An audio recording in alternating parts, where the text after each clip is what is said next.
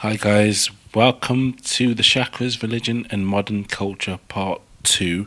I know in the first part we didn't go into the chakras as much as you probably expected, but it's a process. This chapter is going to be talking about the topic of God and the connection to the chakras and so forth. So the questions: what is God, or the divine, or even the creator, the most high? What term do you use?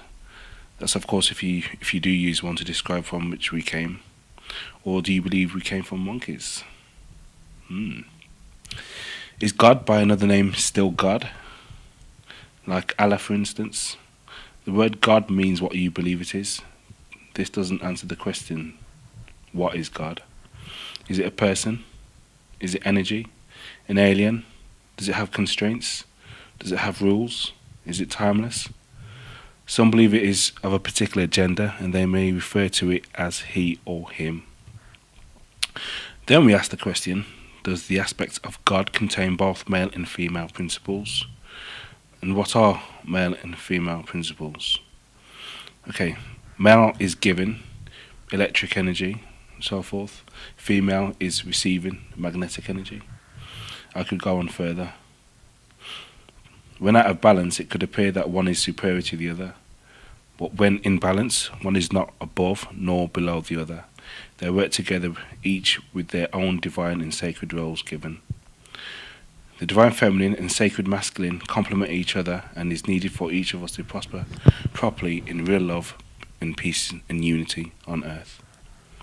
We refer to the earth as mother, the sky as father, even the sun we refer to as him. We say things like the sun has got his hat on. So we do recognize the principles of the male and female within nature, yet we fail to recognize the female aspect of God, hence why we call God he, specifically in certain religions. Okay, I go around the streets and ask people if they still believe in God. Many say no, but I guess it's because they don't really have a clear understanding of what this is. Even when I ask if they believe in a creator, people are still reluctant to even try to perceive such a notion. Some, however, still do believe in some sort of aspects of the creator, God, divine, yet still appear to be attached to material things, as I said earlier in the first chapter. The programmers, whether indirectly or directly, has persuaded people into thinking that God or the divine or some sort of creator does not exist. But what is God in the first place? Instead of us trying to find the answers to these questions, we have completely dismissed the concept of God, thereby throwing the baby out with the dirty bathwater. Modern culture is built on greed, selfishness, arrogance, and competitiveness. Now this has become our God. This is what most of us now follow. This is the ego, or the lower self. When we start to learn about the chakras, we will realize that the divine does exist. In fact, it exists within each and every one of us, but only a few accept this. The chakras are our own personal journey to Godhood, so to speak, or to Christ, the one within.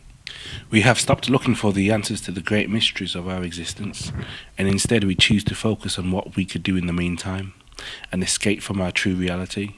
No one can tell you what reality is. That is something one must find out for themselves. We have been hoodwinked into believing our realities are going to work, watching the TV, paying taxes, and all other superficial and truth-deterring activities, which I call the obstacles to truth, and are the obstacles to truth, the obstacles to our true selves, the obstacles to awakening. We have put down the book, neglected the soul, and picked up the card. We have replaced natural selection with status and survival and wealth and materialism. We've been offered the bright lights from the media and glitz and glamour. It shines so bright that there seems to be nothing else worth exploring but to emulate the celebrities displayed on the TV screens, magazines and billboards. The mainstream media continually throw counterculture missiles at us without most people ever questioning. The mainstream media is owned and controlled by some would call an elite few. But I don't really like to use that terminology, to be honest. I prefer to use parasites or psychopaths or whatever. These are the ones who dictate and control culture. I will go into who they are at another time, or better still, I mean, the information is out there for each and every one of you to go and have a look yourselves. There's a great documentary called The Ring of Power, which is highly recommended, so go and check that out. Just type it in YouTube, go to Google, and just do your own research, make the effort. People lack the desire to search for truth, unfortunately. Not just the truth of the world and who runs it, but also the truth of who we are at the essential level, what makes us tick, what makes us reach our full potential. We have unfortunately been put to sleep or placed under a spell, and that spell is glamour, and that's what glamour actually means. If you search it up in the dictionary, it actually means to be under a spell. The ruling powers, or the psychopaths, the parasites, subconsciously tell people through their mainstream science and through their programming that the divine God does not exist. Yet they play God themselves by claiming power over lands, plunging innocent people into poverty through the creation of wars and a false economy designed only to benefit themselves. These parasitical psychopaths also use weather and food as weapons to manipulate cultures and societies the world over. Yes, you heard. Weather. Have you ever heard of HAARP? HAARP. Check that out. Geoengineering, the chemtrails, and all the other stuff. Again, that's another topic for another time. So the question is, when will this stop?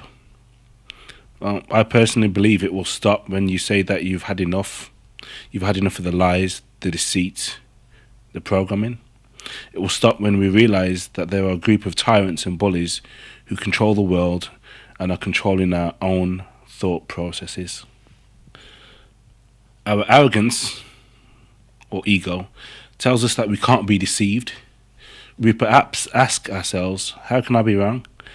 And I personally believe this is one of the stumbling blocks why people are finding it difficult to wake up, whether they realise it or not. The ego is the obstacle. It's the obstacles to the truth. Anyway, going back to the question of when will it stop? It will stop when you reclaim your true power, the God within, that spark of divine consciousness, awareness of all things. This is the sort of success we require in the world we live in today, not the success our society keeps drumming into us. We think we've made it because we're successful in our education, in career, in business, in sport, etc. What if you wake up one morning, the banks have collapsed, and you have no access to food nor money? What then? Yes, material things count for something, and being able to say I've achieved this or achieved that is a kind of success. Also, I agree, but this is also part of the deception.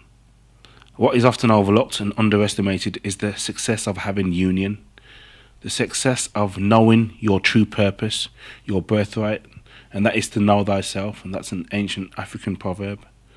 For those who dismiss what I have said, this message is obviously not for you, and I mean no disrespect when I say that. We live in a world which is governed by the rule of man and artificial values, and we need to get back to a world which is governed by natural laws, universal laws, or we could see the world as it is dissipate before our very eyes. Our freedom and our natural way of living and being disappearing, and all this because of our greed, which we have inherited from these psychopaths. We want more of the things we don't need. So, how does one connect to that divine spark within? Well, the first thing we have to do is believe. Believe that there is that indwelling intelligence. If you don't believe, then chances are you won't desire to feel that connection. The definition of belief is an acceptance that a statement is true or that something exists. 4 things for success: work and pray, think and believe. That was by Norman Vincent Peale.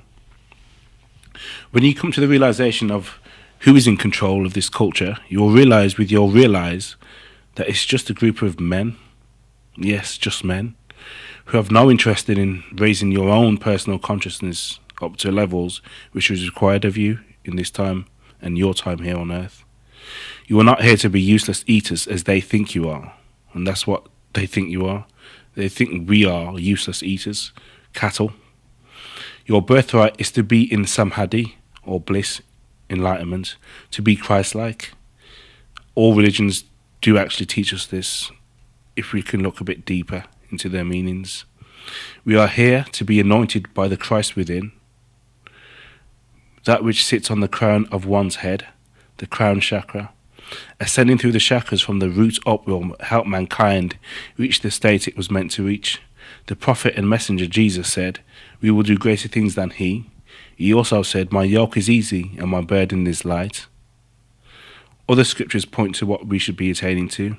Another one, which is in Leviticus 11:44, "Become like unto me, says our Lord Jesus Christ. Be holy as I am holy." Now, I'm not a Christian.